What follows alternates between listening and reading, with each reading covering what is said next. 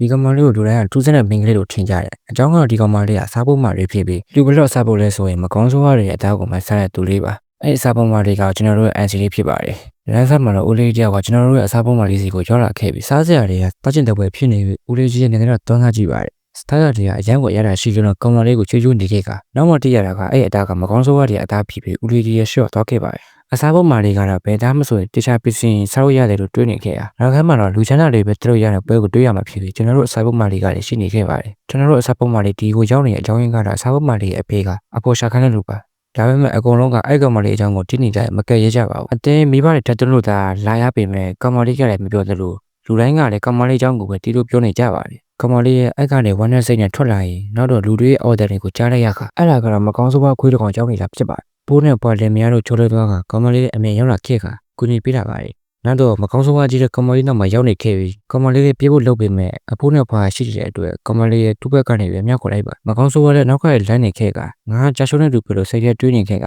မကောင်းဆိုးဘမိတော့မဲ့အချိန်ပါပဲလူတယောက်ကလာခဲ့ကကောင်မလေးရဲ့အချင်းလေးဆိုပြီးငန်းနေခဲ့ပါမကောင်းဆိုးဘတဲ့တစ်ချက်ချင်းနဲ့ကိစ္စချောထားခဲ့ပြီးဗါလေမင်းကောင်ကြောက်နေရတာ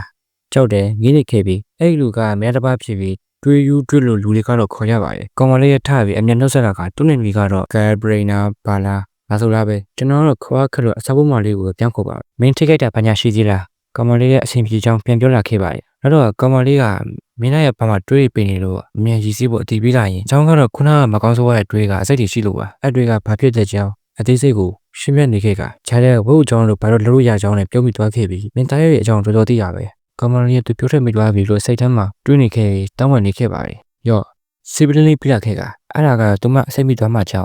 းစိတ်ဖြီစီလေးပေးတာကောင်မလေးရဲ့အဝတ်မှာတွေးတွေစိုးနေခဲ့တဲ့အတွက်မင်းသားလည်းအဝတ်စားပေးဖို့လက်လေးကိုဆွဲလာခဲ့ပြီးခေါ်တော့ခဲ့ပါတယ်ကောင်မလေးကသူ့အစီပြေချောင်းနဲ့အရင်တစ်ပတ်ကလည်းတားရဲတကောင်တက်ပြီးဂီးမဆက်မိလို့ပါမင်းသားလည်းအအောင်တော့ကမင်းတားရဲကိုတက်တယ်နောက်မှလူတွေကြားထဲမှာနာမည်ကြီးနေတဲ့တားရဲတွေကိုစားတဲ့အစားဖို့မှလည်းမသိလိုက်ရပါတယ်ဒီကပပေါ်မှာကတမန်နဲ့မတူတဲ့မိတ်ဆွေတွေရှိပြီးသူတို့ရဲ့အစားကိုစားမိအော်အန်တာတို့ဘိုင်ယိုတာတို့ဖျားနာတာတို့ဖြစ်နိုင်ပါတယ်အဲဒါကြောင့်မိတ်ဆွေတွေကိုတက်ပြီးမစားကြတာပါကောင်မလေးလည်းဖုံးကွက်မနေတော့ပဲသူစိတ်ဝင်စားတာကတားရဲတွေမဟုတ်ပဲအစားအစာတွေဖြစ်ပါတယ်ချစ်ရတာမင်းသားရဲ့သူမကိုကြွေးရတာဖြစ်ပါတယ်ဒီလိုနဲ့လက်ဆွဲပြီးခေါ်လာခဲ့ကကောင်မလေးလည်းသူ့ကိုမကြောက်ဘူးလားတွင်းမိရင်နည်းနည်းလေးစားကောင်းလာလို့ညီမလိုကြီးထပ်မိလာခဲ့ကတားရဲတွေအသားကိုပြောတာရတာဘယ်လိုမျိုးလဲအဲ့မိခွန်လူတွေရဲ့မချခဏကောင်မလေးကိုမေးလက်ကြပြီးနောက်ပြီးလူတွေကထူးဆန်းတဲ့လူတို့ထင်ကားကြတာမိတ်ဆက်အသားဘိုက်ကိုတော့မပေးဘူးလားကောင်မလေးလည်းတခုခုခံခံသွားရခါအရင်ကဆိုထူးဆန်းတဲ့လူတွေကကောင်မလေးကိုထင်ကြတာဖြစ်ပြီးစိတ်ထဲမှာတော့အခုချိန်นี้ဒီလိုတုံ့ပြန်မှုမျိုးကိုတစ်ခါမှမရဘူးကြောင်းတွေးနေခဲ့ပြီးပြောနေခဲ့ပါတယ်အရင်ဆုံးဆိုရင်တားရဲသားကိုစားဖို့မော်စန်းကိုဖျားမှဖြစ်ပြီ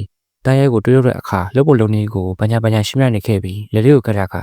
တခါတော့ငါ့အတွက်ချက်ပေးပါလားရိုမန်တစ်ဆက်ဆန်လေးပြောလာခဲ့ပါတယ်ကောင်မလေးရဲ့အရင်နေပြောနေခဲ့ပါတယ်ဒီလိုနဲ့မင်းသားတို့ရဲ့ယာယီတဲစီကိုရောက်လာခဲ့ကနောက်တော့မင်းတို့တီရှူဆက်ချောရတဲ့သူနဲ့တွေ့ဆုံပြီးတယောက်မိတ်ဆက်ပေးလိုက်ရင်ဒီမှတော့ဘူစားတက်ဆုံပြခဲ့ပြီးပါနောက်တော့မြင်းမြနဲ့လက်ဆေးဖို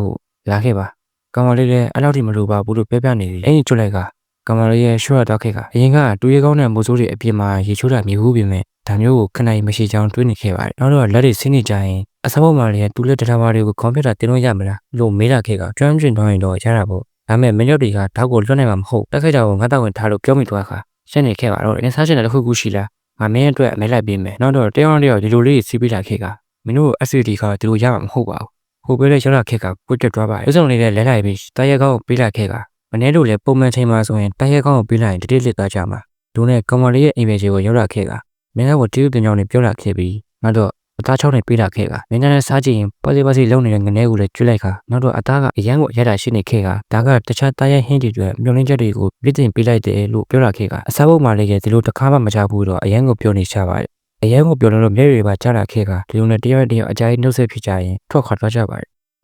GB တို့ကလည်းအတန်မကောင်းသလိုဖြစ်နေတယ်အားလုံးတောင်းပန်ပါတယ်ဒါကကျွန်တော် channel နောက်ဆုံး video လေးဖြစ်တယ်ပေါ့နော်ဟိုဘက် channel မှာကျွန်တော် video ဆက်တင်မှာဖြစ်တဲ့အတွက်အဲ့ channel link ကိုလည်း description နဲ့ comment မှာချပေးထားပါတယ်အဲ့ channel ကိုလာရောက်ပြီးတော့အားပေးနိုင်ပါတယ်ဒီ channel ကတော့ဒီ video ကနောက်ဆုံးတင်တဲ့ video ဖြစ်ပါတယ်ပေါ့နော်အားလုံးကျေးဇူးတင်ပါတယ်